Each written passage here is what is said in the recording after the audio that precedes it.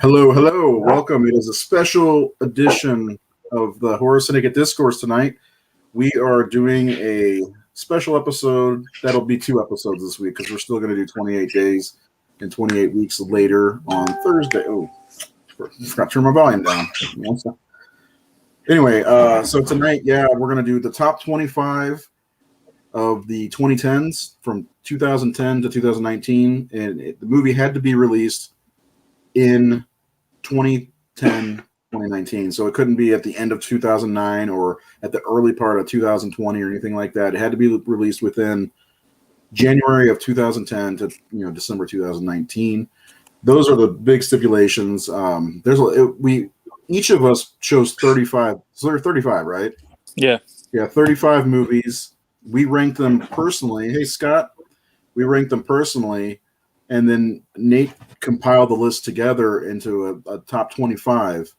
And it was interesting. And it was interesting to see everybody's. I know Seth has a few that I've not seen. And I know Nate's got a few I haven't seen.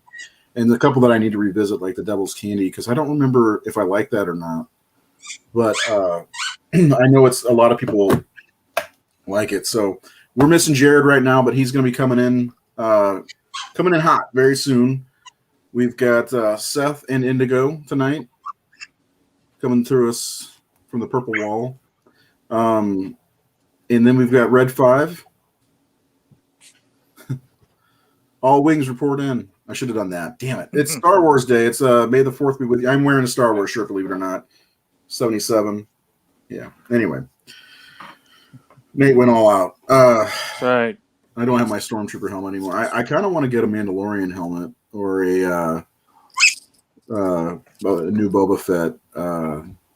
Seth's biggest fan is here. Yeah, The Sleeper 2011. Is that the Justin Russell film? That's a pretty good movie. So while we have anybody watching, we know it's a weird night, even though it's not a weird night because we used to do Tuesdays. Hit the subscribe button. Tell us what your favorite movies from the 2010s. Is that the right way to say it? 2010s? 2010s? Let us know what your favorites are. I don't think any of our number ones made it to number one, right? No. Because we'll go through and we'll mention probably, this was in my such and such spot. Do you want to do honorable mentions first? Yeah, the honorable mentions were movies that didn't make the cut, but they were on our individual top 10. And I like the way they're tallied is if the first ones in order are the ones that all 4 of us had on our list. So you do that then 3 of us had on our list, and then 2 of us had on the list. But some of the ones that we had on our top 10 individually only had 1 vote. So yeah. I felt like, well, if they're in our top 10, we at least mention them because they are important to us individually. Absolutely.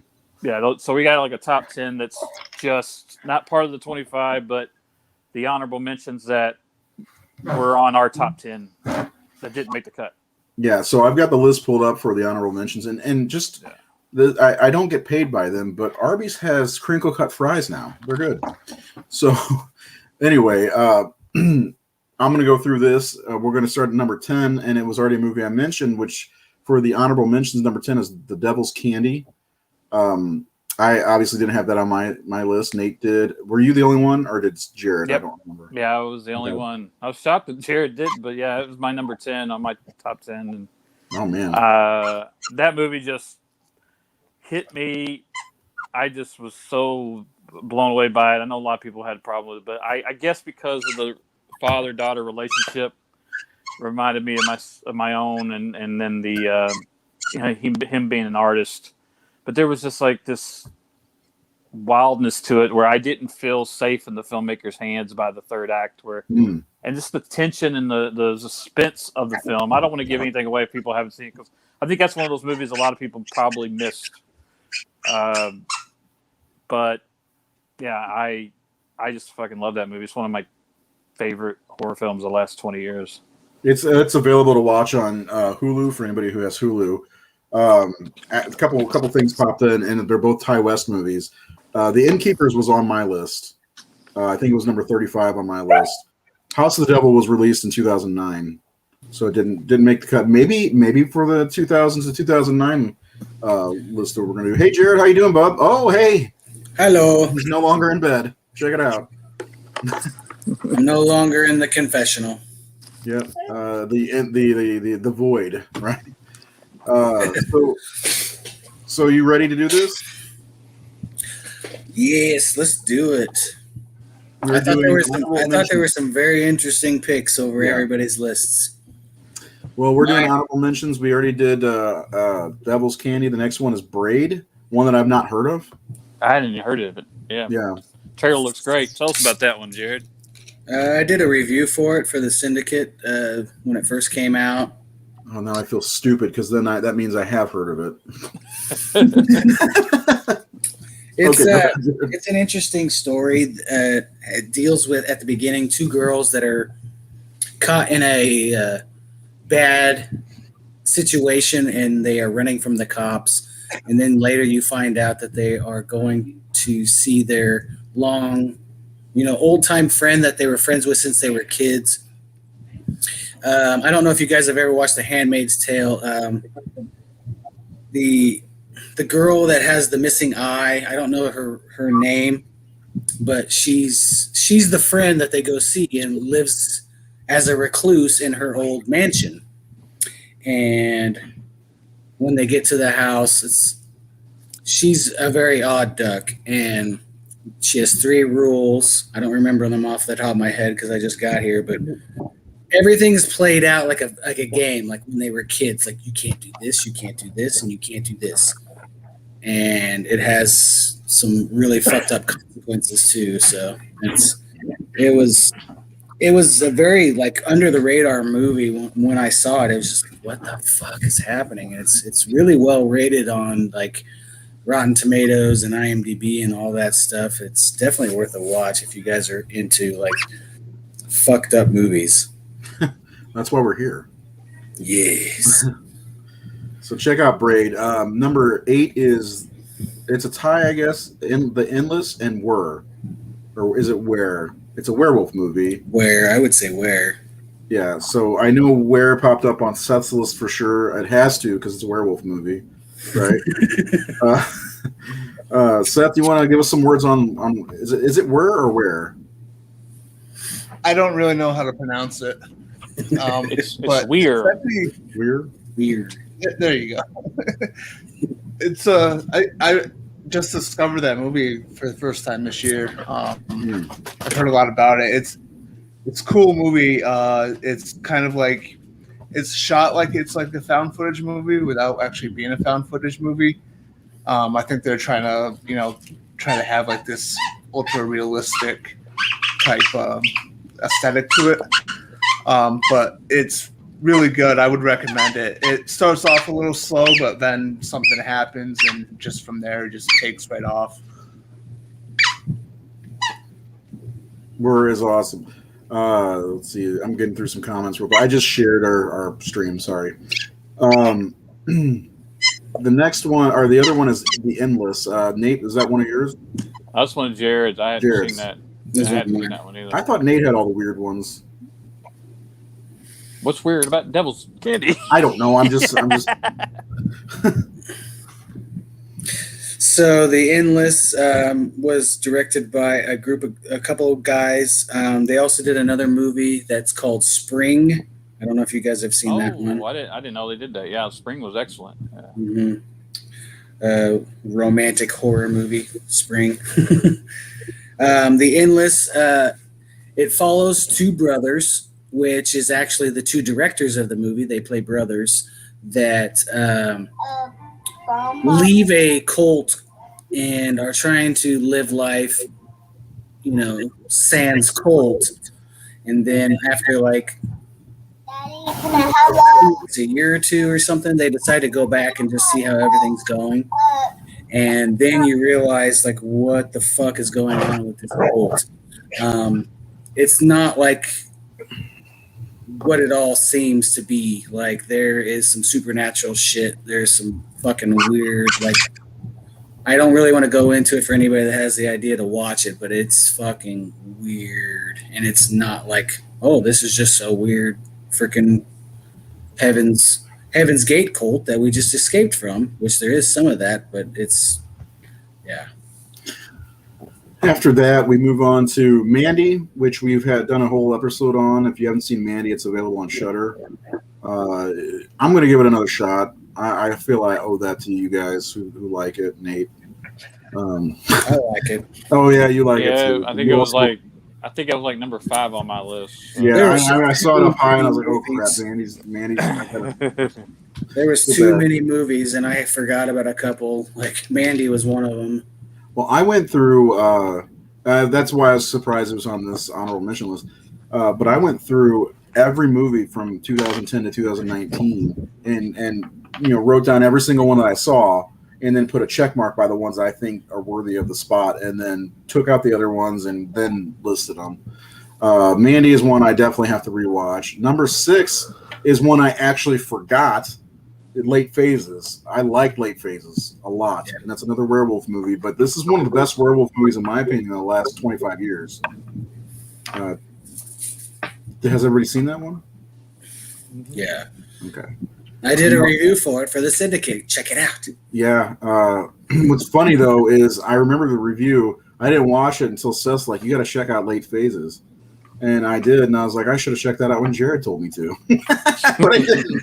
I'm a bad horror syndicate leader. Okay, I'm no good.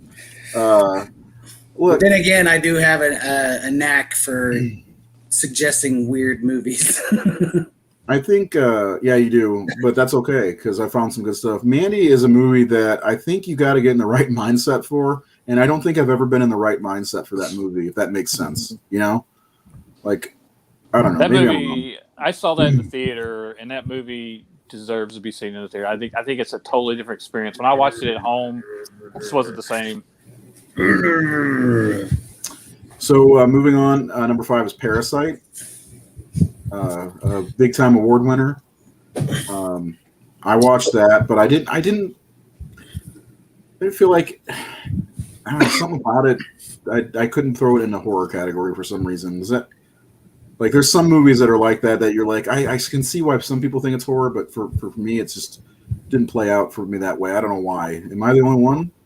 Yeah, I didn't think of it as a horror. And so when I saw it, like, well, shit, that's one of those things where like Jared put it on his list, and I went, well, fuck, if that counts, yeah, that should be on my list. Right, and that's the same kind of brilliant. way I felt. But I didn't write it down as one of the. I also didn't put the Wailing on there, but I need to go back and fix that.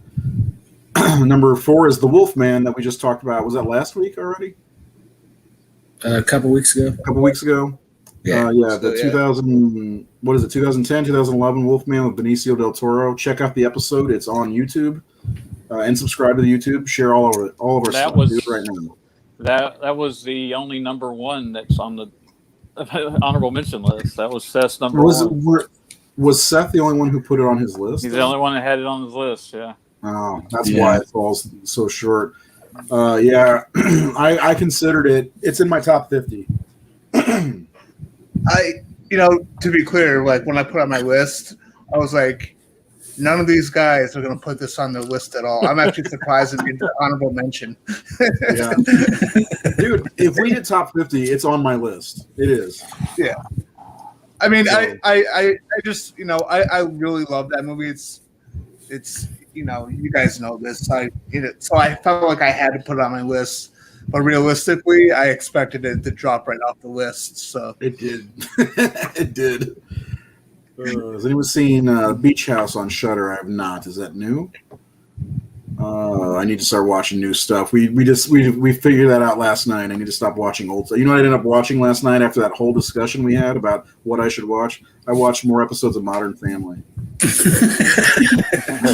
So, Phil Dunphy's just got the charm. Anyway, number 3 is Frozen, which that's the movie by Let It Go. Yeah. Let It Go. Oh wait, that's kind of a horror story. So Frozen's number 3.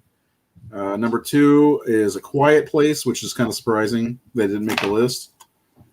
And number 1 is We Are What two We of us Are. had it. Really, just me and you? I know I had it. Adam Green, yeah, thank you. Did you have Frozen? Yeah. Um, I had Frozen on my and list. We Are What We Are was on my list too. Yeah, well, tell them me and what Jared that had is, Frozen. because I haven't seen that one. We Are What We Are? Yeah. Well, there's two. I mean, you guys picked Stake Land. Well, the same director who did Stake Land did the remake of We Are What We Are. I think Seth would really dig it if you haven't seen it, Seth. It's kind of, I guess it's a cannibal movie, right? I mean, I haven't seen it in a while, but it was just really fucking good. Great cast. Oh, that well movie. made. It's a slow burn. Yeah. About a very, very conservative Christian family, and he's got his 2 daughters and their son, and it progresses, and yeah, it's fucking out there. Kurt Russell's son plays the deputy in it. Wyatt? Yeah. I'll have to watch that. I like him a lot. Okay, so we're ready for the top 25. We're into the top 25 now. Those were the honorable mentions. Now the top 25 is. I looked at it and I said, "This list is weird." It's always weird, like when it's not your own personal list. Like we did the top 100 of all time last year, and it was kind of weird. Does anybody remember what number 1 was? On the all time? Was it The Thing? No, I don't think so. I think it may have been. Was it Scream?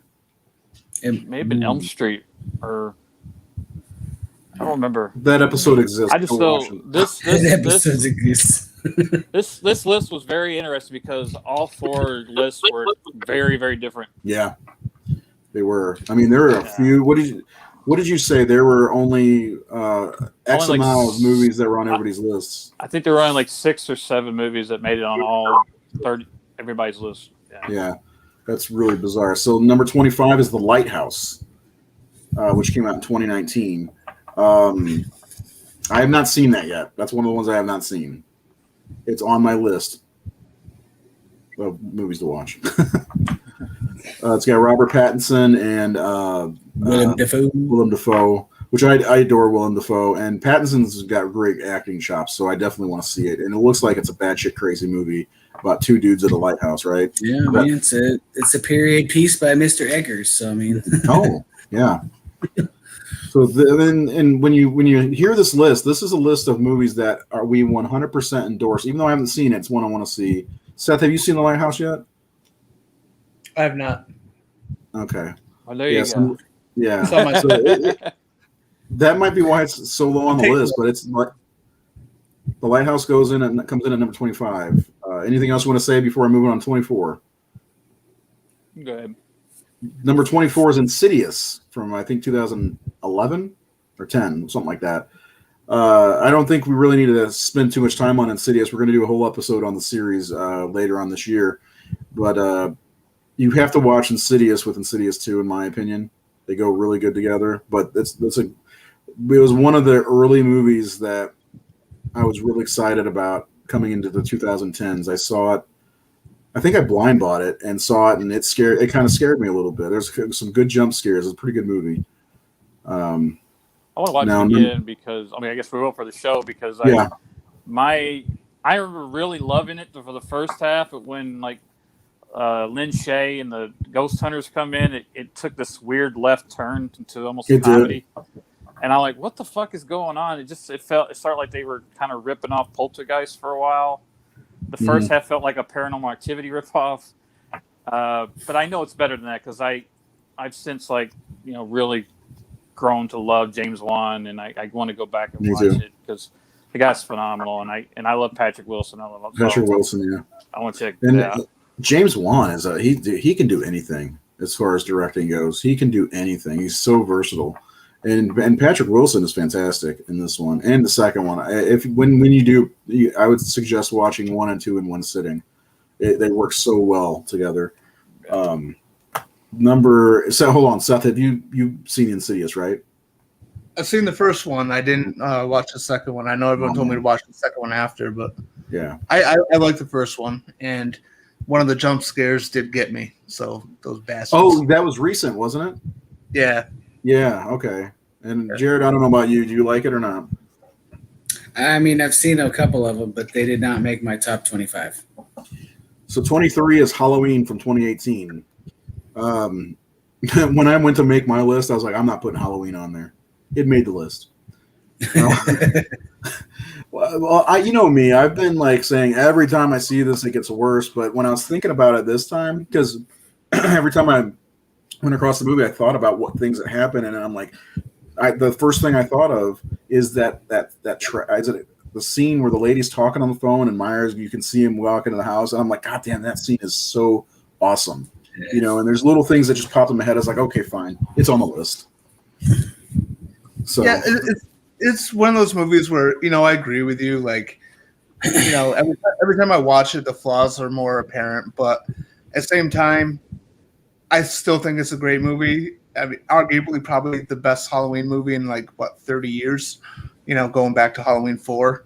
I think there's a lot of good to it. And, you know, when I first saw it in the theater too, I haven't had that reaction to a Halloween movie in a long time. So yeah, I had to put up.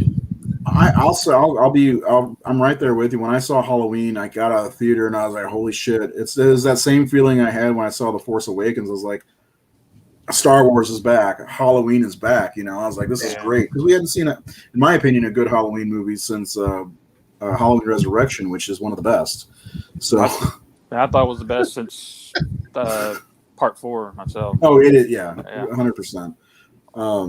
It really is, and I'm excited to see where they go with the next 2 installments, and I know we all are. I'm sure we'll be doing a show to cover that after it comes out.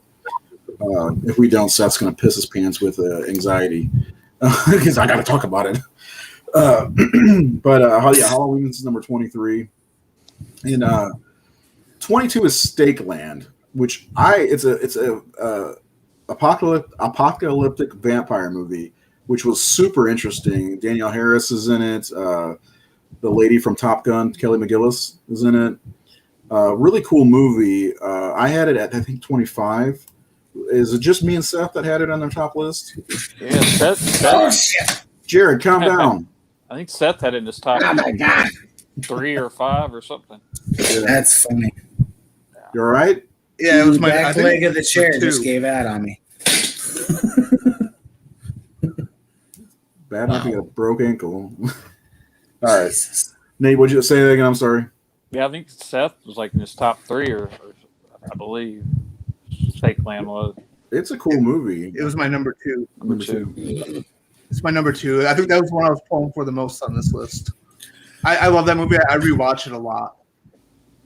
And that was like one of the things when I was coming up with this list. I was coming up with like, you know, movies that I love that I rewatch. You know what I mean? That's why like some of the ones that are, you know, in our top spots, I really like those movies, but they're not ones that I rewatch. So I was figuring rewatchability, and Stakeland's one of those for me. Yeah. Some of these movies that when we get further down the list are movies that again with Mandy, I think you got to be in the right headspace for. Stakeland's one that I enjoy at least once a year. It's a good movie. It surprised me. It was another blind buy that I saw. I was like, this sounds interesting, and I bought it at Family Video for like $2. They always had the $2 bin or something like that, and put it in. And I loved it. Nate, did you get to see Stakeland? Yeah, I have only seen it like once or twice. I need to go back to it, but I remember digging it. Didn't make my top 25, but you know, it's a good one. I can't say I love the filmmaker a lot.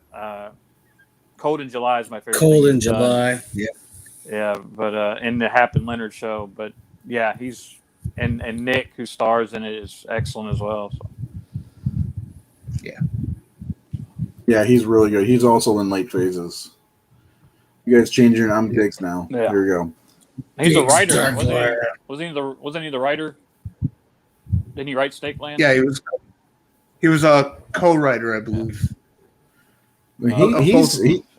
He did a great job acting in the film as well. I'm very surprised, and you don't see much of him, and I think he's a good actor. Number 21 one is that you guys should see. What is it? Stakeland?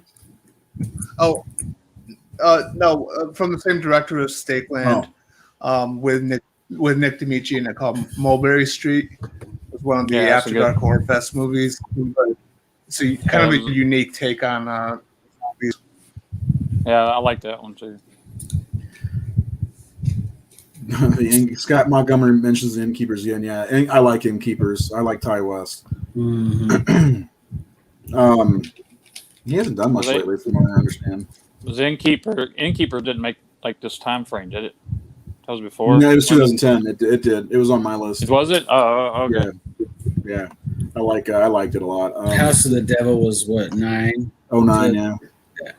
Yeah, just otherwise that would have been very high on my list. That would have been on my top 25 for sure. Actually, the day I watched Insidious was the same day I watched House of the Devil, and I prefer that over Insidious. So You need to throw that Number on. 20 We need an episode on that. on House of the Devil, I'm down. Yeah. Love that movie. So number 21 is The Wailing. Little golf clap from Jared. This is a lot of movie for a horror movie. It's good though. Yeah. You guys want to say anything about it? Jared, Nate. Yeah, it just it completely blew me away. I'm getting a lot of noise here. I don't know. Like South Korea has been kicking ass for the last 20 years, and this thing's like it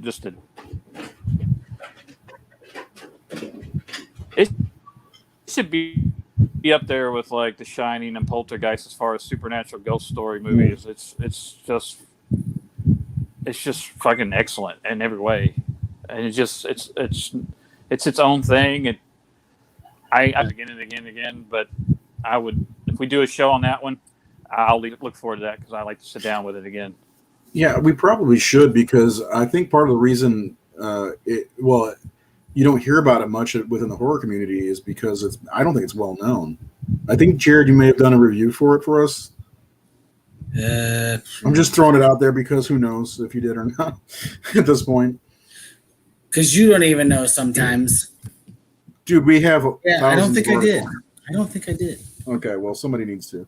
But yeah, it's a lot of movie though. It's almost 3 hours long, but it's definitely worth it. I didn't see it till I think 2019 when I did my 500, but it was really good. Actually, that's the movie that pushed me to watch our number 2 movie. That might have given it away. Number 20 is The Autopsy of Jane Doe, and this was, I think, in my top 10 because I loved it. This is one of the movies that gave me the freaking creeps. It did. I sat there in the dark. The way you're supposed to watch a creepy movie, in the dark, by myself, nothing else going on, put the phone down, watch the whole movie, and it made my skin crawl watching this movie. I don't know about you guys. It's Brian Cox. I mean, Oh, yeah. Yeah, he was great. Well, it wasn't just him. I mean, the actress, whoever that was on the table, the entire movie, I mean, she had to, like, she just laid there, but she was great. And Speed Racer too, right? Yeah. Oh yeah. God, I forget his name. Someone mentioned Frontiers. That's too early for this list. Jocelyn Donahue. I adore her. Jocelyn Donahue. Yeah, Frontiers was like what, 2007, 2006, something like that. I think 7. Frontiers. Wait. Yeah. She's actually she pops up on this list though, Jocelyn Donahue. So anyway, yeah, Autopsy of Jane Doe. I think it's on Netflix. Check it out. And number 19 is The Conjuring 2. What? Nothing. Go ahead. Okay. I liked it. I mean, Everybody go ahead. I was just gonna say I liked that they did they show kind of what the Warrens probably went through with being called hacks and stuff like that, which I thought was great. And they even went as far as saying this girl was causing all this stuff by herself. And I thought it was a cool movie, a little different from the other one. I like both Conjuring movies quite a bit.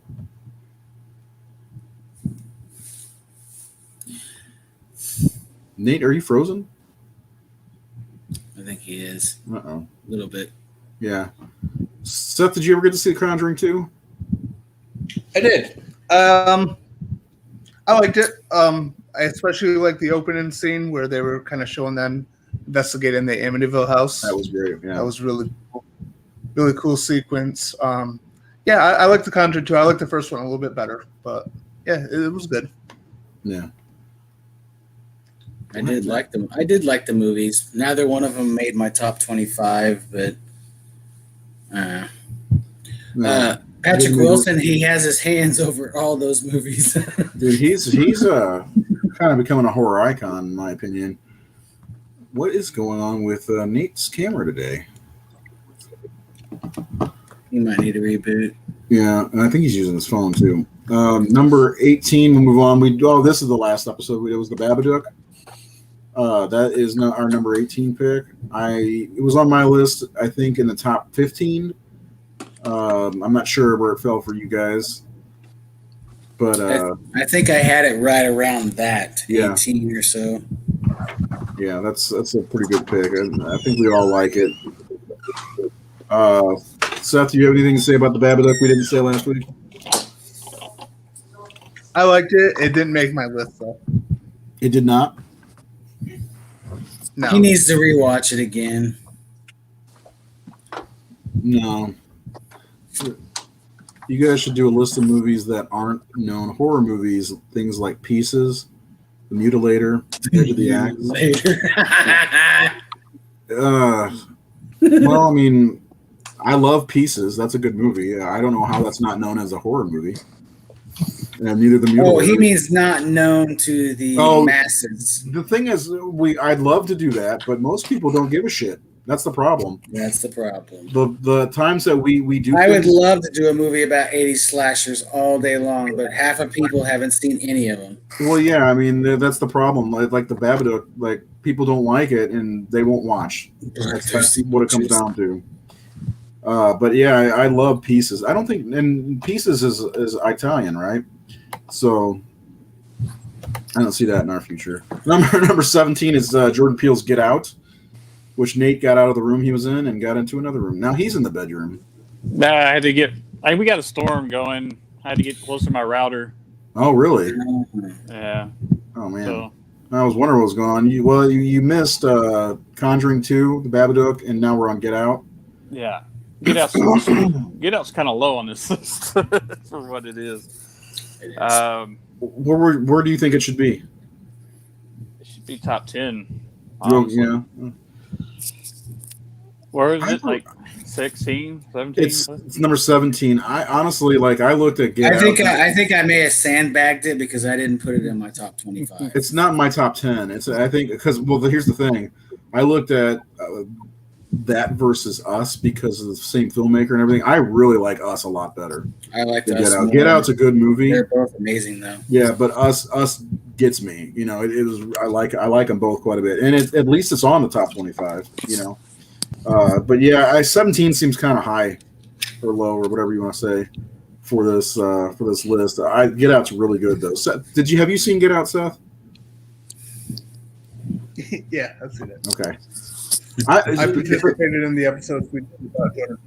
Well, I was going to say the reason I ask is because I remember you saying last year you were really behind on 2010 movies. So I was. I've caught up pretty good.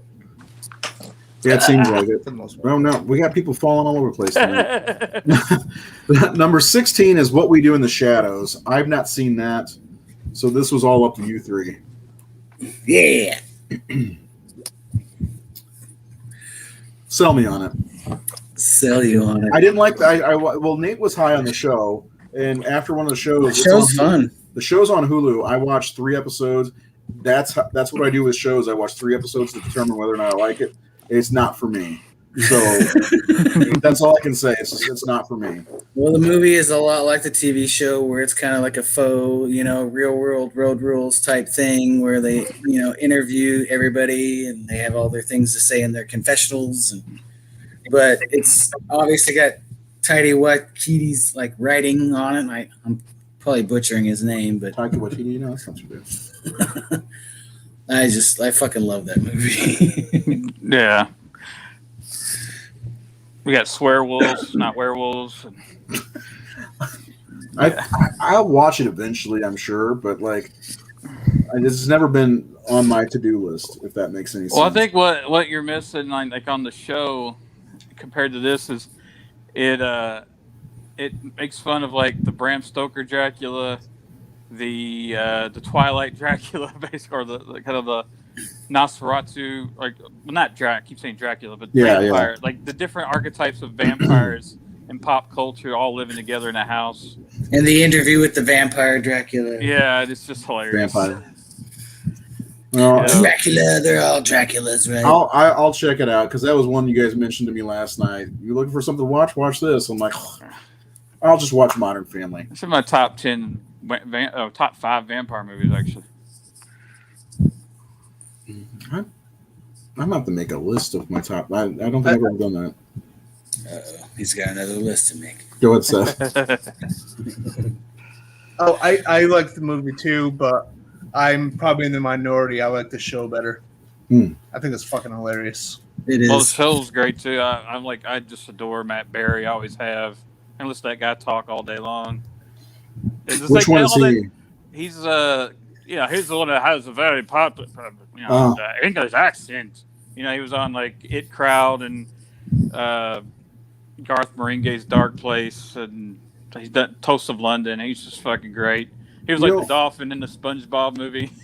What has happened to Saturn and Jupiter? The character that I liked was the guy that was the soul sucking guy. Nate from The Office. The energy vampire. Yeah, that was the only character I liked in the show. I like him the best. That character was genius, man. That's my favorite character.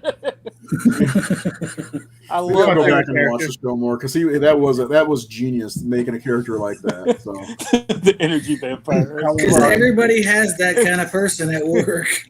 Yeah. Yeah. This weekend.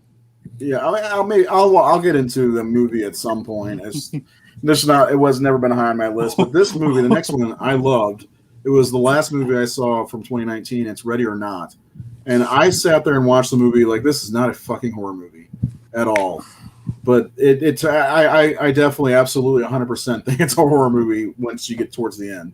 It's a fun movie, and it's got one of my favorite actresses right now, who I'll watch in anything, because anything she was in the Babysitter movies, which are fun. I don't know, they're not on our list, but they're fun movies. And then what's that movie? Mayhem. Oh my God, Samara Weaving is who I'm talking about. I adore her. She's awesome.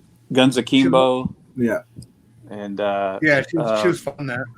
3 Billboards. Oh yeah, she was the assassin in Guns Akimbo. Yeah. She can do anything. 3 Billboards. Billboards. Do it well. So I think this was one of her. Like after I watched this movie, I was like, I need more. So I went and watched Mayhem, and then I said, I need more. I watched The Babysitter. I watched 3 of her movies in a row that I could get to because I loved Ready or Not. Yeah, I loved her as an actress. Ready or Not is just one of those movies that if you're not having fun with that fucking movie, you need help. You need a cookie or something, because like that shit is just a blast. That's the kind of thing you go to movies for. It's just, I don't know, it's just a fun time. Another movie that doesn't make our list that I kind of throw in that same category is Happy Death Day. Yeah. I think Happy Death Day, I think she is fucking great. I love watching her. She's a lot of fun. Didn't make our list, but I love her in those movies. Happy Death Day, I know. Don't get me wrong. I like both of them quite a bit, actually. But they're really leaning harder on comedy now than they are on the horror, which is fine. So that, like, when I looked at that, I'm like, I really like this movie a lot. It's a lot of fun. I love the lead. I don't know her name offhand, but Tree in the movie. It's a fun ass movie. But yeah, I didn't know if I could put it on here and make a point for it to be on here myself. But next up is number 14. It's Chapter 1. It Chapter 2, by the way, is not on our list, and we didn't combine them, which I was fine with because they are 2 different movies. That I think It Chapter 1 might be the highest grossing horror film of all time theatrically, and I think for good reason. It was one of the most terrifying movies, especially high-profile movies I'd seen in a while. It was really good. I actually took my son to see it, who was 9 at the time. We had to leave the theater. And he told me it was because somebody kept farting. I was like, no, we're not leaving the theater because somebody was farting. You were scared. It was the scene where I can't remember the kids' names, but the heavier one goes down to the basement of the library, and the mummified it comes out, and that freaked him out, and we had to get out. So, get out. So, anything you guys want to say about It Chapter 1? It's good. I prefer it over the 90s film easily. No disrespect to Tim, and the cast was in that. It's just a better film. Well, I mean, they got. I mean, first of all, they were able to make a movie and not a miniseries, and they weren't restricted as much as they're restricted for the. But I still don't think it would have been as good as what they did. Well, just 90s television movies. Yeah. Are garbage many times. For the most part. Yeah. So. Yeah, because I think like The Shining, for instance, that's another Stephen King adaptation. They adapted the novel better than the 80 movie, The Shirt You're Wearing, but it wasn't very good overall, in my opinion. Part of it was that fucking kid who played Danny. I'm sorry. Not sorry. He's worse than the kid from the Babadook. Remember everybody talking shit about the kid? Nate puts up a post last week after our show, and the kid's like armed to the teeth from the Babadook, and sure enough, people were bashing him. I'm like, the kid's kind of a badass, and Nate's like, that kid's kind of a badass. This guy he is. People were bashing it. I didn't pay attention. No. Delete comments. No. Whatever. Yeah. Who was more of a wuss? Samuel from the Babadook or Bob from House by the Cemetery? Fucking Bob. I don't think Bob was a. Anyway, we're not going to get into Bob that. was annoying as fuck. He was annoying, but he wasn't a wuss. Number 13 is Cabin in the Not Woods. me. Not me. Cabin in the Woods was a fun movie the first time you see it. Yes. Yeah. I didn't like it the second time. No, it has almost no rewatchability in my opinion. What? I didn't like it the second time. I loved it the first time. I thought, oh, this is awesome. Like, the only thing I still liked was Richard Jenkins and what's the other guy's name? Brad Whitford. Brett, yeah. They were still great. He's on here twice. Is Yeah. That whole behind the scenes thing was my favorite part. I mean, because Yeah. everything else was by the numbers, and then you find out what's going on. That was really cool. But the problem with it is, this is a movie with reveals. You find out that they're doing this, that, and then the whole basement or whatever it is with all the different monsters. It just, it's a one-time watch, and then put it away for a couple of years, because I watched it a couple times. The second time, I was like, this isn't as good as it was the first time. I could agree with that. But it's a good movie. It belongs. I like to rewatch it though. What? I still like to rewatch it and watch Thor get killed. That's fun. I like when he the motorbike part where he hits the wall. Yeah. Yes. Oh man, It's just a smart movie. Like like you guys were saying, it plays off like a standard fucking slasher style by the horror numbers, movie, and it's so smart. So I want you to tell me if you've not seen any of these movies. Have you seen Cabin in the Woods? Oh, I've seen that so many times. I can rewatch it. I can rewatch that anytime. Oh, you can. Yes, I can too. Okay. Yeah, I saw it in the theater. Not expecting much. I thought, from the trailers, it was going to be like another Evil Dead type movie, and that whole thing totally blew me away. Yeah. And I showed it to my daughters last year. They loved it. Or Violet, that she was able to put down her phone for an hour and a half. Right. Anytime you could probably get them to do that. Right. It's good. I kind of want to show it to my kids, see what they think. My daughter just watched the original Poltergeist movie the other day and just adored it. So maybe she'll sit and watch that. Number 12, we beat Nate, guys. The Void.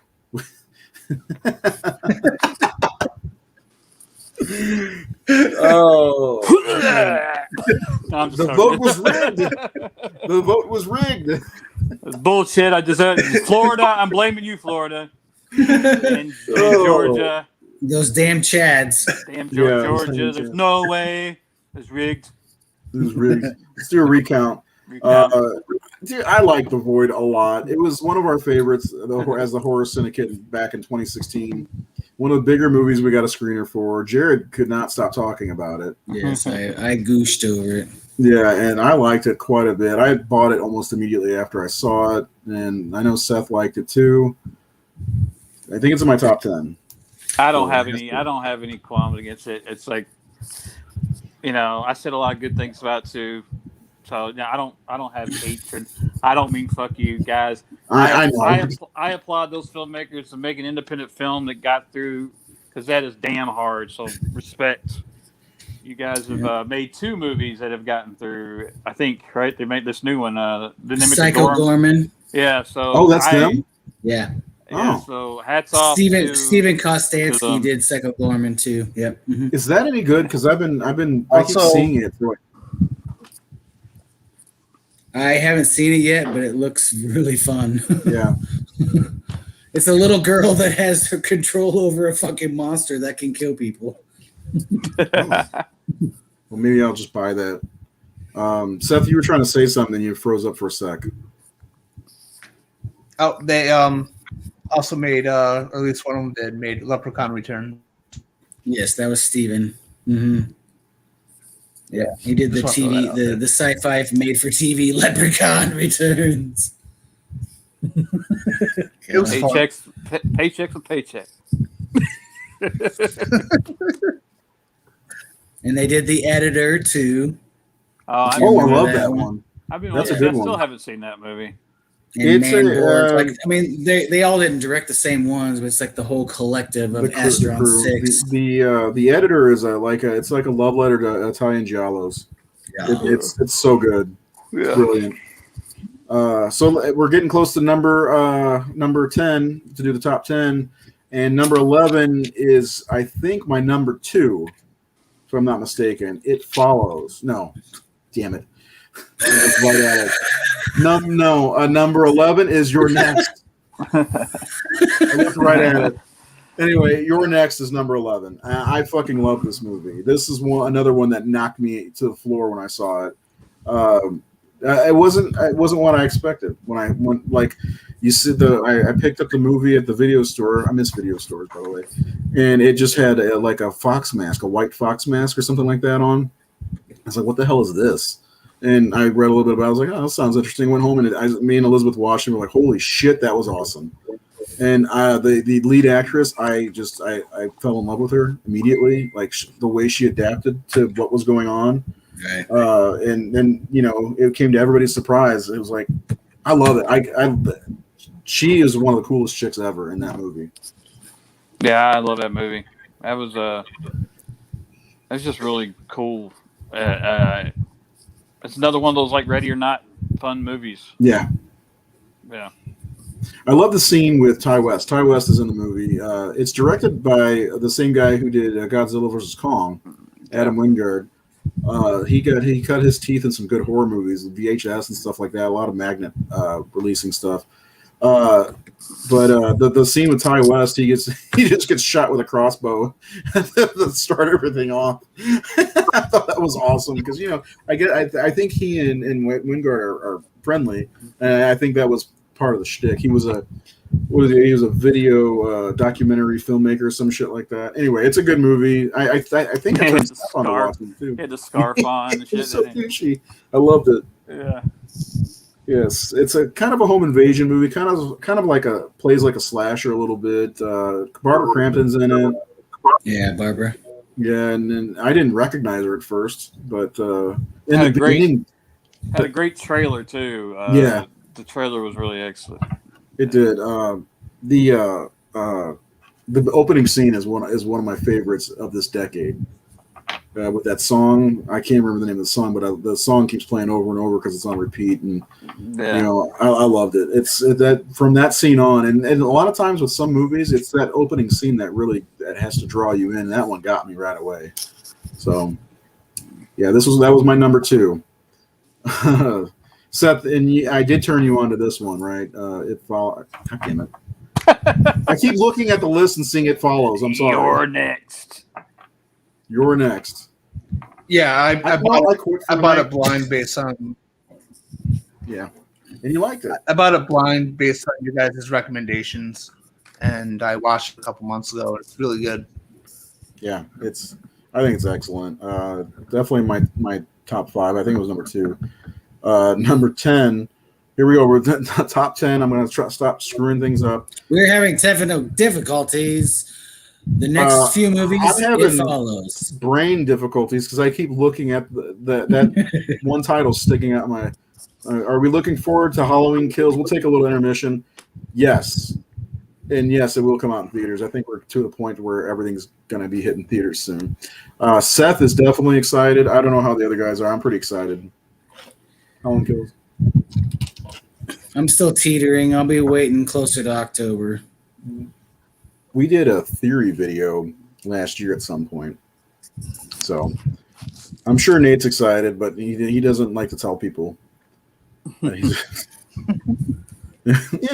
give it, what are movies? I don't remember what movies are now. So I'll be happy to.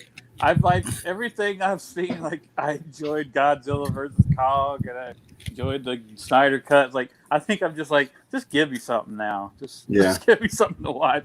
Yes, please. Yeah. Mortal Kombat was fun. Yes, it was. Kung Lao's fatality was fucking badass. Yeah, that was really cool. So, all right, let's do number 10. You guys ready for the top 10 of the 2010s? 2010 to 2019. Number 10 is The Conjuring. I'm looking right at it so I don't mess it up. It's The Conjuring from 2013, James Wan. This movie it grabbed me by the balls. I did not expect it. Like everybody, I waited until video because back then when my son was only like 3 or 4 years old, we couldn't go. We had to pick and choose. And I'm sorry, MCU movies came first. Sorry. So we didn't get to see The Conjuring in the theater, and we rented it, or we bought it right away because everybody was saying how good it was. And my God, it was awesome.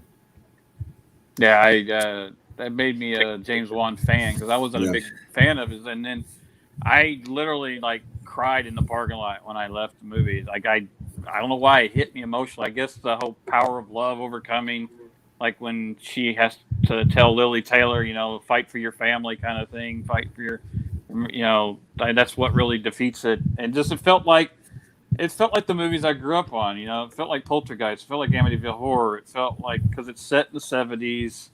He even cast an actress that looks like freaking Drew Barrymore as the youngest daughter. I mean, it's like he was hitting all the right notes as far as capturing those type of horror films, ghost films that worked. And he just knows how to do it. He knows how to pull off a scare. He knows how to build suspense and use the set and use the lighting and use...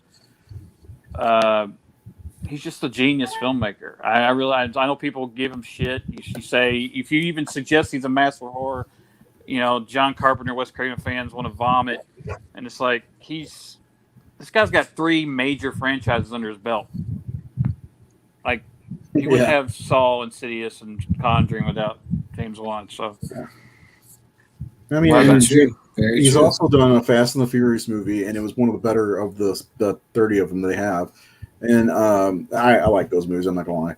And then he's also done Aquaman. I mean, like I said before, he can do everything, and he's excellent at everything he does.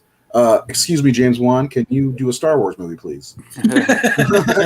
Is that too much to ask? I would actually be totally on board with that. It's great that we're getting Taika Waititi, but I want a James Wan Star Wars movie. And Vera and Patrick are so good together. And I had read The Demonologist back in high school or college. I can't remember. So the whole Warren thing, I was kind of digging that to see them as characters in a film, even though it's probably all bullshit. Yeah, I mean, they don't have a good reputation. No. I just heard something really weird recently about them. This guy was digging, and I don't want to go into it, but it's pretty fucked up. Now I got to know. Tell me in the chat. Nate, will your new film come to DVD and Blu-ray? I'd hope. Yeah. Just say probably, maybe. Yeah. I'm just going to show it at my house. That's it. Yeah. Nate is going to be showing it in October. Yeah. So his address is 123. Listen, this is how Nate does it. He does one showing one time, period. That's it. That's it. I'm all like, you get. it's like the cigarette burns movie, and that's it. Yeah. So yeah, It kills that's everybody. that's all you get. All right, Seth, do you want to say anything about The Conjuring? No, it's good. Didn't I take it overly you're the love reason it, it's but number yeah. 10. I'm probably the one that sandbagged. Yeah, It's not I even think- my top 25. I was gonna say, again. I think this whole list would be a lot different if like my list wasn't included, because especially like with these ones that make up like the top 10, like because they're all lower on my list. I like them; they're on my list. I like them all, but they're not my favorites. So Needs more I probably werewolves fucked in this this up fucking for you. movie. That's right. That's Not, right. not we one need- werewolf in the Conjuring. Finally, Wasn't there 7 werewolf movies or something like that in And the list? they were supposed to have the werewolf story in the third one, and they scrapped that, right? So like, it's like Oh fuck yeah. it. Well, we'll be doing a review show for the new Conjuring movie when it comes out later this month, and we'll be delving deeper into the first 2 movies in an episode before that. So number 9 is Evil Dead from 2013. This was my number 1. I love this movie, and I said it on my Facebook, and I thought I'd get shit on, but it says can't wait to see it in Georgetown. Sorry, Nate. I'm fast with the gun. I thought like I like the original movies just fine. Okay, don't get me wrong, I like them just fine, but this movie was a fucking horror epic. Everybody's leaving when I'm talking about Evil Dead. I'm with you. I walk out there going, if these horror fans aren't satisfied with that, I don't know what will satisfy them. And once again, I was wrong because a lot of them hated it. It's like I don't know what I give up for you fuckers. I don't Why? know. I mean, from the beginning, it's a straight horror movie. It's got gore. It's got everything you want from a horror movie because it's Evil Dead. It take Evil Dead out of the title. Yeah, that's just what like it Dawn of the is, Dead from 04. because It's stupid. Jane Levy is incredible. Oh in that my God. film. The movie. I hate to even say this against Evil Dead because I love Evil Dead, but they gave them purpose to be there and not to leave. They gave them a reason. Yeah. It's this intervention, this breaking her of her drugs, and reasons not to believe her because a drug addict would say whatever they need to do to get out of it, and they're like, no, we can't believe her. So they really do give purpose to those characters and the reason they're there. And like I said, I mean, it rains blood in this movie. A demon takes a chainsaw to the head. That's the best part of the Face. movie. I love it. Like, I love it. Helena's just- comment at the end, she watched it. My 7-year-old daughter watched it with me. When the chainsaw hits the head, I was like, how do you feel? She's like, I'm really glad a girl's doing all this. I was like, hell yeah. Because it's Ash in the other movies, and I was waiting for the David guy. I'm like, is he going to be the new Ash? Is that what's going to happen? No! They went a totally different way. They made it its own movie. Fede Alvarez did I've been waiting for a sequel. I can't wait to see what he does with Texas Chainsaw. And he did Don't Breathe. Don't breathe. Yeah, and he's awesome. The last girl with the dragon tattoo movie he did, I liked. So yeah, He's great. I love it. I don't know how. Jared, you like Evil Dead 2013? Of course, yeah. Of course. It's very good. Seth, do you like it? Absolutely. Okay, good. Right when I saw it in the theater, I knew I loved it. Yeah. Like, because it reminded me, like, I like how they kind of went back to, like, the first Evil Dead with the fact that it's just a pure horror movie. Yeah. You know what I mean? When you think of Evil Dead, you think of the comedy side of it, because that's what it's become. And they just went straight horror. It's fucking beautiful. Love that movie. Well, they were smart and they knew that they couldn't replace Bruce Campbell, so let's eliminate Ash and create our own way, and that was the smartest thing. And again, Bruce and Sam were behind the film. They were, it's not like they were just raping the movie and disrespecting it. Like they were supporters of it. Technically, Bruce Campbell's in it, so I mean, it's got all the staples too. Yeah. I mean, you got the car, the cabin. It's so good. You got a rape scene, kind of. Plant rape, whatever. I loved it. A fun note about Evil Dead, though, it won our decade bracket for this decade last year when we did all the decades. So it won out. So there are a lot of horror fans that like it, but the Evil Dead purists do not like it. I think is what it comes down to. Just like the 2009 Friday the 13th, the Friday the 13th purists like Vince DeSanti hate it. So he's got a jacket on. So. Yeah, he's got. Although Vince put jackets on his Jason's, but yeah, Vince, what's up with that, man? Scott Montgomery hated Evil Dead. Oh no, not enough titties. Not enough. No, there's none. Number 8, Mother. What Yes. a fucking ride, man. What a fucking ride. Oh man, I walked out of that theater just like fucking whoa. I don't feel that often after walking out of a movie, but that movie is holy shit. And then once you realize what it is and what story they're telling and how upsetting and like to see our history through that 20 minutes or whatever of chaos, like I called it a whirlwind clusterfuck. oh god, it's just like powerhouse stuff. That was a movie that it took me 3 watchings to like fully like get it. You know, like what, like the first time I watched, I was like, what the fuck did I just watch? You know, I think that's a fair reaction for the chaos that ensues, and it just builds and builds and builds, and it's like, what is going on? And you watch the second time, you kind of start picking the pieces, or put the pieces together a little bit. And by the third time, I started figuring things out a little bit. It's definitely one that you got to watch a few times, maybe even to like. We talked about, was it Keith said you got to watch things 3 times, right? Yeah. And this one was definitely a third time. Mother is an acid trip without being on acid. Yeah. The third act, definitely. It's something else, man. I really, really, really enjoyed that movie more than I expected to. And by the third time, I was like, this is I can't remember where I put it on my list. I'm not sure, see if I can look, but it had to be high up there. Oh, shit, I was in the middle of buying Psycho Gorman. I think it was in my top 4 or 5, I think. It's in my top 10. I know. I don't remember where. Seth, did you put that on your list amongst the werewolf movies? I forgot all about it, to be honest with you. Oh, man. Yeah. I definitely did that with a few movies we've already mentioned. We're going to probably have to do a redux at some point. Mother. Oh, no. I put Mother at 16. Oh, but my list is the superior list, of course. Evil Dead's number 3 on my list. Yeah, Mother's a good movie. I really like it. And I swear, if you didn't like it the first time, watch it again and then rewatch it. Because it's definitely a good movie to watch, in my opinion. So number 7 was another one that I really enjoyed from 2019's Dr. Sleep. And this is where Jocelyn Donahue comes in. This was my number 2. I was going to say, you guys rated this very high. It didn't make my top 25 only because I haven't finished it yet. Really? You haven't? No, I've gotten sidetracked. It's such a good movie.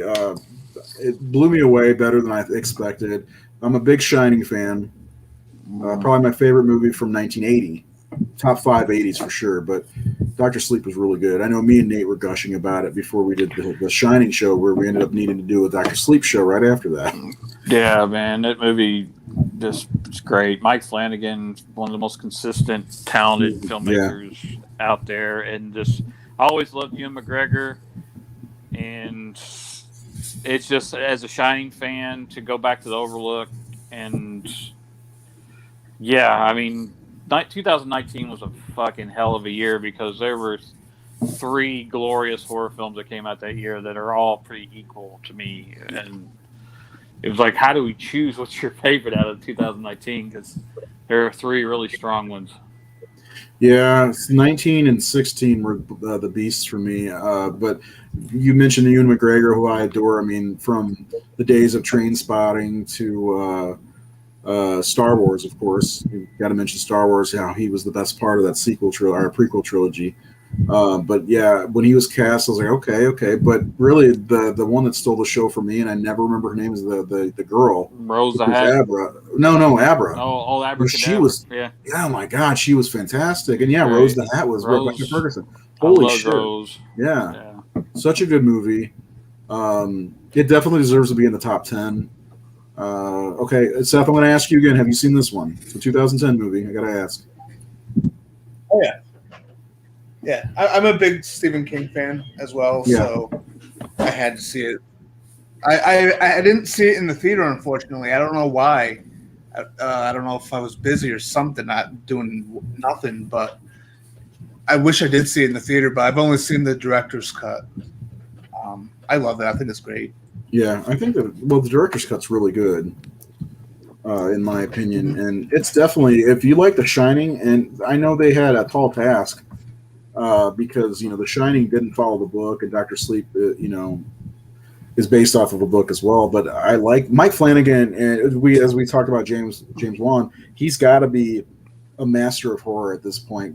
Between the shows and the movies he's done, he is fantastic director. I love his work. Dr. Sleep is exceptional. Yes, it is. Okay, so moving on. Number 6 is It's Us. The 2019 film. Like I said, I prefer it over Get Out. I only compare the two because of the filmmaker. But yeah, Us was another one that is really messed up. How do you even talk about? We did a whole episode on it last year, but how do you even talk about and explain what the hell's going on in this movie, without really spoiling it? And it's a trend of I think we talked about it on Babadook last week. Is a lot of these films in our top 10 and just in the last decade are layered films. They're being made. They're not just B movies to make a buck. They're tackling very big themes or very deep themes, and they're using genre to tell them, and they're using the horror genre to tell these stories. And some people, again, like we said, some people don't like that. Some people don't want to think about those things or have that stuff pushed in them. They just want to be entertained and escape, and that's fine. But I think a lot of these movies are getting shit on for it when it's like the filmmaking, just and the storytelling and the writing is some of the best the genre's ever seen, and it's just a shame that people can't be bothered by that. Or it's okay if you don't like it, but it's when they just say it's a piece of shit. Just kind of,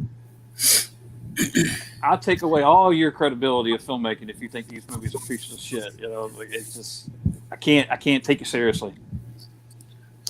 Yeah, I agree. And Us is one that you don't even have to look at it. I know a lot of people do as a political statement or taking a stance or anything like that. You can enjoy it as just a film and take a lot away from it. It's just a good film, great acting, great filmmaking in general. I love it.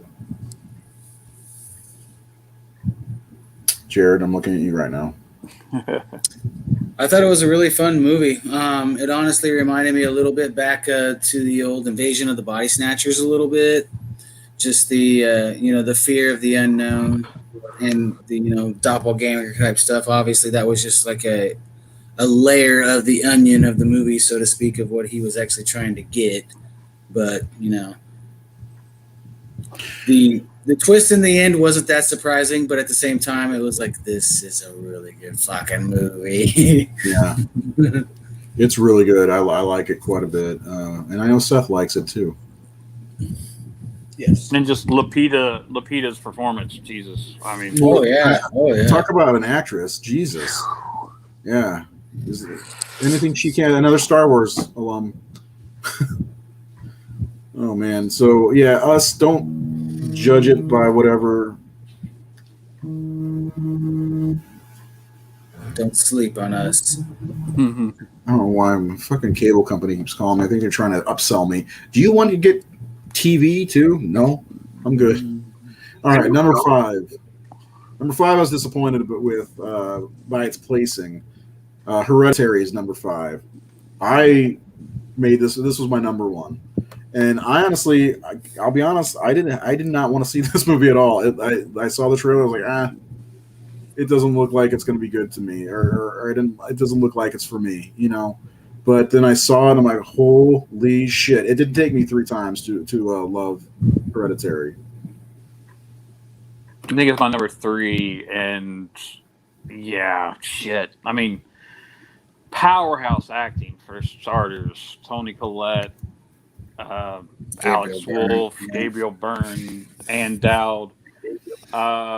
Just a gut-wrenching, terrifying film, layered to death, tons full of real mythology and stuff like that. And just, my wife and I went and saw it, and it's just, that's the kind of movie I wait for every time I go to the movie theater. Like that, I want to walk out feeling like I saw greatness, and I felt like that was. I think Ari is one, not just a good horror filmmaker, but one of the best period in the business. I mean, when you got Martin Scorsese touting you, even though he hates comic book movies, he starts Scorsese. That's okay. He can hate whatever he wants. He makes his own movies, and they're great. For the most part, I've loved just about everything he's done. So yeah. I think Hereditary, like, when I waited and I got it, like Black Friday, I think is when I bought it, and I got it home, and I think I told somebody, I was like, why didn't you tell me this was good? And then they're like, I did. I'm like, oh, it's awesome. Jared, and that might have been you that I was talking to, because you really liked it, didn't you? Yeah. It wasn't as high on my list as it was for your guys. Well, it was my number 1. I think it might have been in my top 15, top 20. It's worthy of my number 1. And, you know, it's hard to really choose when these top 5 or so. Yeah, and really, I mean, with the top 5 or so really kind of sparked, except for maybe number 2, kind of sparked the reason we wanted to make this list, was because we were talking about the Babadook and how people were shitting on it, talking about how bad of the movie is. It's like, well, I think we're going through a horror renaissance right now, and it pretty much started in 2010, or maybe around 2012, 13. We're getting some really damn good movies that people are shitting on. We need to make a list. Movies that are effective on low budgets, that are full of good writing, good acting. They're not just blood, guts. I mean, some of them are good fucking movies. Yeah, they're really great movies, like number 4, The Witch. Yeah, my number 1. Yeah, it's a good movie. This one. I mean, there's so much to unload, and we've done an episode recently on this movie, so there's so much to unload. But it's worthy of your time, if not for the setting, the stuff the cast went through, and that wonderful ending. The end of that movie just is so good. Fuck you, Flyboy. Flyboy just fell over on my table. Sorry. That's why I said fuck you, Flyboy. He fell over. I don't know. There's Nate, it's your number 1. How did you get to number 1 with it? Every time I watch it, I just am in more awe of it. Like, just everything about it. Just from the filmmaking, the writing, the acting, the art direction, the painstaking detail that he went to, the lengths that he went to get accuracy. Yeah. This is a guy who just really gives a fuck about what he's making and goes that extra mile. And I don't know, I just think it's a work of art. I remember seeing the trailer and like, oh my God, this is the kind of movie I wait for all the time. And I couldn't wait to see it. And when I saw it, I was really dead tired, and I fell asleep in the theater. And then I walked out, and I said, she's like, we weren't into it? And I'm like, I was just tired. I was like, I'm going to go see this next week. I'm going to go back because I know it's good. Wasn't right timing for me. But every time I watch it, just gets better and better. I mean, again, these top 4 or 5 or whatever it is, all could be number 1. Yeah, it's just really hard to choose. But like, there's just something about The Witch that just I don't know. I just really admire it. Yeah, from a filmmaking standpoint, but it's another one of these building movies, like where it builds from the beginning. It just keeps building and building and building, and I that's one of the things I like. And going back to the House of the Devil, which we've mentioned a couple times, it's a slow burn that builds, and The Witch is the same way. If you watch the first half of The Witch and you're like, oh, I can't do this, don't do that. Get through it. It's really damn good. If you can't handle the language, who cares? Watch it. It's a good movie. Just put your phone down. Got some comments here that let's see. Hereditary creeped me out. Loved it. Yes. Us felt like a great film, much better than Get Out, which felt like the Stepford Wives remake. Okay. That's fair. He said something bad about a movie the other day. I don't remember which one movie it was. Hereditary is a really scary movie. What's the real name of the little girl in Hereditary? Nate, do you know that? You usually do. Her real name? Oh shit, man, I'm forgetting it. Blanking. It's like Millie or something. It's Millie Bobby Brown. Millie. No. And heavy prosthetics. Oh, it was the remember her name. Babadook he was talking about because he just said it should have been called Beat the Kid. Oh yeah, that was the Babadook. Yeah, I remember that. But he likes The Witch, so he says The Witch was great. The Witch is great. Seth, how do you feel about The Witch? I feel like you're frozen. I liked it. Okay. I liked it. Like I did in the episode we did about it. I think what I really dig about it is the authenticity of it, or at least the way it feels like it's very authentic. It's definitely a good movie. Quality period piece for sure. Number 3 is Midsommar. Yeah. Midsommar. And we did an episode on Midsommar recently. No, that was last year. Jesus, but what's wrong with my brain today? Anyway, Midsommar is a very good movie. Very, very, very, very messed up movie. And I think we all can agree it's one of the best movies of the decade, for sure. Yeah. It really surprises me because it's up there on my list because I didn't agree with a lot of everybody's lists just because of the way my brain thinks. But the fact that we actually all agreed on this one floored me. Yeah, it's number 2 on my list, I think. Yeah, I don't remember where I put it on my list. It's in the top 5 though. It was at 2019, man. It was us, Midsommar, and Dr. Sleep, and it was like, holy shit, what a year! And Zombieland Double Tap. Come on. I think Ready or Not came out that year too. Yeah, Ready or Not. 2019 was a beast. Yeah. Yeah, just like 2016. Midsommar took me by surprise. The funny thing about Midsommar, I think I saw the trailer when I saw Brightburn. And I'm watching the trailer sitting there, and I'm like, this looks like something I'd love. And I don't usually think that when I watch a trailer. And there was like some kind of weird anticipation that I only get for movies like Star Wars or the MCU movies when I saw the trailer for that for the first time.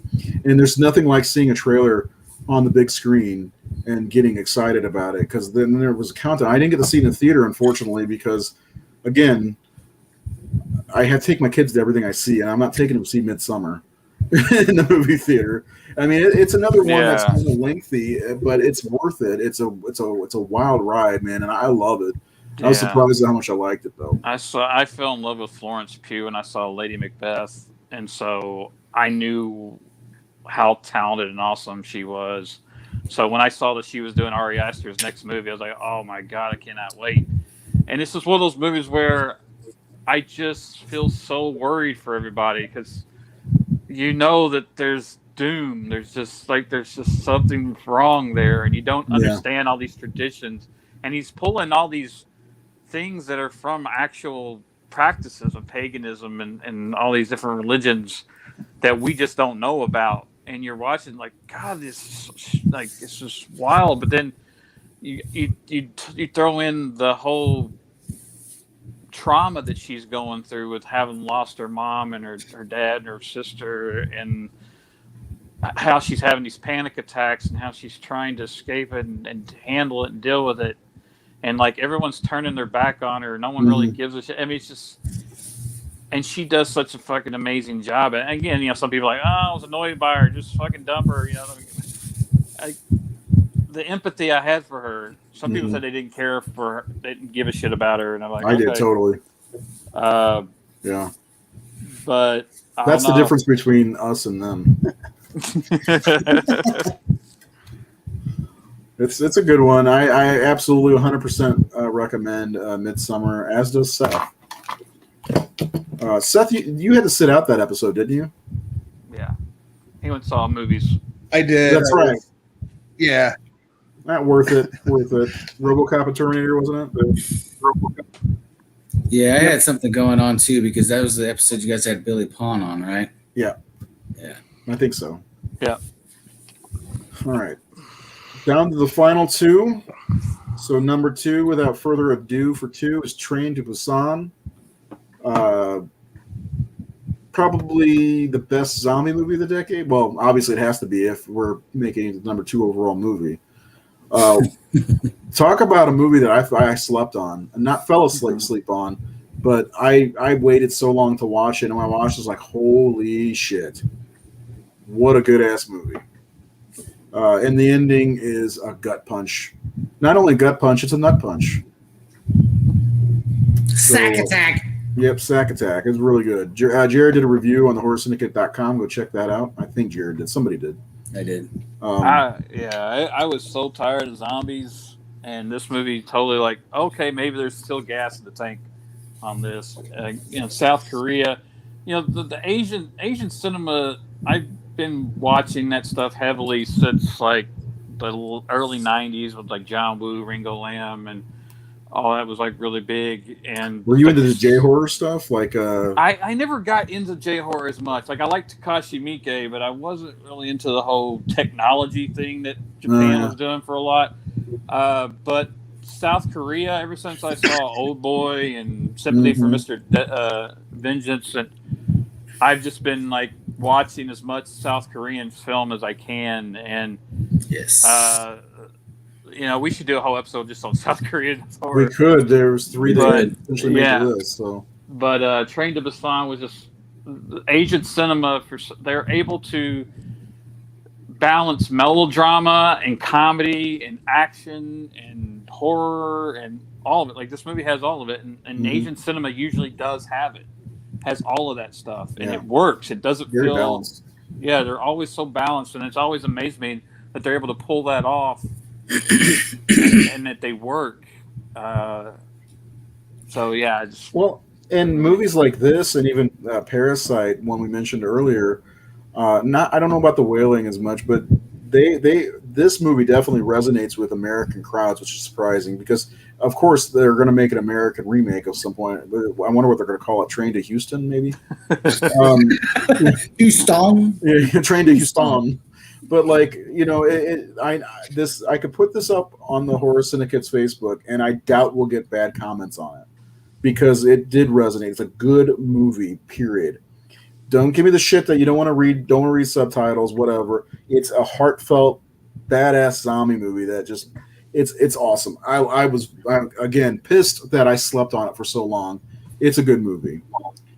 Well, you know, that's another thing we should probably do at some point is like a list of top 10 zombie movies because this has got to crack the top 10 of all time, in my opinion.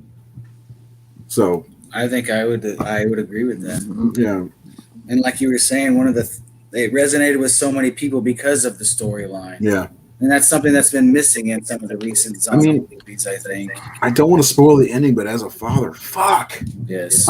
You know. Yes. Man. Anyway, Seth, you did get to see this one, right? Oh yeah, I love this movie. You know, you talk about the ending being a gut punch, but even before the ending, my favorite character, you know, the badass guy on the train who's fucking wrapping up his arm, just punching zombies left and right. You know, when I guess spoiler, I guess. But like when he dies, I felt that too. I was like, "Fuck!" I didn't want him to die. That's the thing. I liked all these characters, and on top of that, it's just visually a beautiful movie. Like this is definitely. It is. I agree with the place. Yeah, when we got to the top 5, I was pretty happy that these movies made the top 5. And number 1, finally, It Follows, which I spoiled at number 11. I said it like 3 times while we were talking about You're Next, but this is number 1. For me, this sparked the beginning. I know that I said earlier, but 2013 maybe, but I think this one sparked the beginning of this renaissance of horror movies we're going through right now. Yeah, it was. It was This kind of was the first. Yeah, it has to be. This was the one that really kind of stuck out to me, that this horror is not going to be the same anymore. You know, this movie was intense. This was the first movie to scare me. I'm not even going to joke. It scared me and having a lasting effect on me. And since probably A Nightmare on Elm Street Part 2, when I first saw that in 1986. I'll tell the story real quick. The day after I watched it, I went outside to my car at 5 in the morning to go to work, and I saw a lady walking down the street, and I was like, "Oh shit!" So, yes, I love this movie. She should not be there. Nate, I know you got to get going. Why don't you tell us your thoughts before you go? Yeah, I loved it. I think The Guest. We talked about Adam Wingard. I think The Guest came out before this, so I'd seen Micah Monroe in that. I could She's be wrong. great. And yes, I already liked her. So, yeah, it just reminded me of. It had a bit of Nightmare in it, a bit of Halloween in it. I liked Definitely a little Carpenter. Yeah, I like the timelessness of it. I like the simplicity of it. It was terrifying. I like the music, the 80s suspense. Vibes. Yeah, it was just a great fucking horror movie. Yeah, I loved it. I gotta go though. Yep. All right. Have a good one, Nate. Thank you. Yep. Bye. Yeah. I'll go ahead and make an article and post it up on the website for anybody who missed this episode, and link the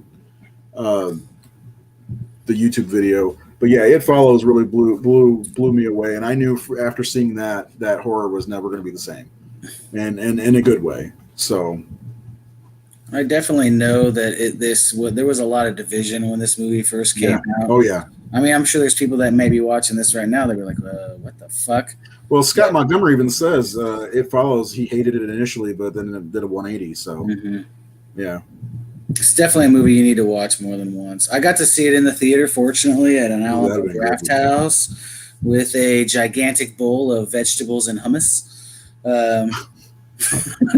Is that how you saw the Neon Demon also? No, I had a big cheeseburger for that one. Hey, here we go. Yeah. Rare, by the way. Bloody. The way he likes his vagina. Okay. But one of the things that always got me about that movie, and I still have it in my car, kind of like you were saying that sitting in your car, I have the soundtrack that I'll pop in every once in a while. Oh, yeah. Just listening to the music just gets you in the mood of like looking around at people, like, what the fuck are you doing? It's a good soundtrack to drive around in the middle of the night, just in the middle of the night. He said, Paul says, I didn't care for It Follows, but I do understand the love for it. Fair enough. Yep. What now? I'm going to ask Seth about it in a second, but anybody who's out there, what is your favorite movie from the last 10 years? Well, from 2010 to 2019. Let us know in the comments below. Please hit the subscribe button on YouTube. We're at 666 or something. I don't know. Seth, I don't remember. I keep asking you because I'm not sure if you've seen these, but did you see It Follows? I did. I bought it based on the recommendation of all of you guys before we did our show. I love that you do that. And I yeah, I'm a sucker. And I actually watched it for a second time, I think, right after watching it for the first time. I really liked it. I really liked the to me it had like a very John Carpenter vibe to it. Yeah, and very much. For sure. And so that appealed to me big time. I just love, the camera work and all that. And I mean, how many other movies out there about a sexually transmitted? Yeah, It's It's a good original. point. It is very original. Yeah, like I said, it blew me away. Has not been the same since, and it's been a wild ride. We did a decade defining horror movies episode last year, and I mean, It Follows started what is going on now. Good filmmaking and horror, and I think that's the whole point of this list. Is if you look up and down the list from Train to Busan to Midsommar, Hereditary, the Babadook, all these movies are really well made films. I mean, when we get to the 80s, because I think we're going to go through all the decades, well, most of them anyway, and do lists. By the time we get to the 60s, we'll only be able to do 10. But because, access. Anyway, I really think that this decade's defined by good filmmaking, where the 80s, when we get to the 80s, it's going to be a lot of nostalgia movies and maybe some slashers. Not necessarily great filmmaking. Exactly. And well, there are some. I mean, John Carpenter has, and when it comes to 80s horror, he's got probably at least 3 movies in my top 10 list. I'm not a huge Carpenter guy. I like his movies, but I mean, Prince of Darkness is my favorite Carpenter movie. Christine is one of his movies. Yeah, The Thing. And then The Fog. Yeah, I mean, and The Fog is my second favorite Carpenter movie. So, Carpenter, talk about good filmmaking. I mean, he is the master of horror, right? So I can't wait to get to the 80s. I guess we'll be doing the 2000s, which I think is one of the lesser decades. I think the 90s and the 2000s are the 2 worst decades in horror history. But we'll see what happens. I'm sure we'll come up probably a little lesser on that level if you didn't have Scream for sure. If you didn't have Scream, Candyman, Wishmaster, yeah, no. Let's see. Starman is what? Is Starman a horror movie? No, but it's a great Carpenter It's movie. not. Oh, I see. Okay. It's a fantastic movie, though. Yes. Give us your review of Elvis. Did you like it? I liked it. It was good. It was long, It was long. but it was definitely good. Yeah, well, it was like almost 3 hours long. Jesus, fuck. But yeah, it was a TV movie. I don't know if it was like a 2-part TV movie, but it goes through his entire life. Yeah. So And Kurt Russell plays the title role, which that right there will drive me to watch it because I love Kurt Russell. So And he's that's actually- our list. What's that? oh, and I was just gonna say he's actually really good in that role. Let me tell you something. If he was in Assault on Precinct 13, I would have already watched it. So that's our list, top 25, and some honorable mentions. We will put the list. Actually, I'll edit the video on YouTube so it's listed at below, but I'll also make sure I put it on the horrorsyndicate.com probably tomorrow, so everybody can just see what the list is. Because I know there's a lot of people that follow us that are list hounds like Seth and I. I know Jared's not so much, and Nate's definitely a list hound. The thing about Nate with lists, this dude shits lists out like really fast. It's like it's on his mind all the time. Like, Yeah. I I don't know if something like that would take me like over a day to think about. Like, it took me and you the longest. yes. Like, Seth is almost as fast as Nate when it comes to lists, but Nate just he's like, oh, how would you guys like to do a top 10 zombie movies list? And then bam, there it is. I'm or like, my Jesus, top maybe I 10 haven't favorite seen this songs yet. from 1984. Yeah, Nate's a fun What's- guy to follow on Facebook. Didn't Carpenter do Are You in the House Alone? 1978. Seth, No. that's all you, buddy. Don't put The 2 movies he did in '78 were Halloween Thank you. and Someone's Watching Me. Yeah, someone's watching me. All right, so did we ever do a Carpenter episode? We never did we? No, not like an all-encompassing, but we definitely covered. We should do a Halloween Carpenter and The episode Thing and- as a list. So anyway, we're coming back on Thursday with 28 Days Later and 28 Weeks Later. We're going to talk about those 2 movies. And next week we're doing a Night of the Creeps commentary live on Thursday. Welcome back, Indigo.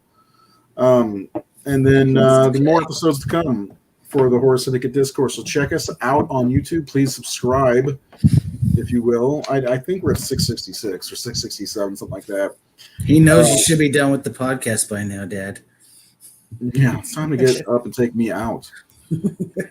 So you guys have a good night. We'll see you on Thursday. For Seth, for Jared, for Porkins, I guess, for Forks McMorton. What? I just noticed that. And Red 5. You guys have a great evening, and we will see you on Thursday. Have a good night.